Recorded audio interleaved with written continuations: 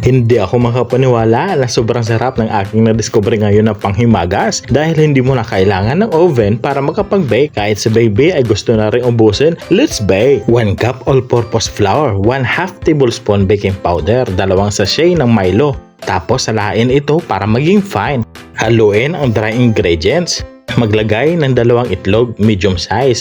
1/2 cup melted butter or margarine. 1 kutsara vanilla, pampabango. 1 can condensed milk, any brand. Tapos haluin ng mabuti hanggat makuha ang tamang consistency. Magpahid ng margarine sa baking pan. Ilagay ang mixture, salain, pwede rin naman hindi, para mas maganda at fine ito. Maglagay ng toppings, optional lang ito, ginayat-gayat ko na chocolate. Takpan at i-rest ng 30 minutes.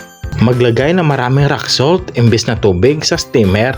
I-flatten para pantay at i-preheat ito ng 5 to 10 minutes. Ilagay ang apoy sa mahina lamang. Isa lang ang cake, hintayin ng 45 to 1 hour. I-check gamit ang toothpick. Pag wala na nasama, it means okay na ito. Hintayin na lumamig at ipakita ko sa inyo kung gaano ito ka-fluffy. Look at that! Wow! Yummy!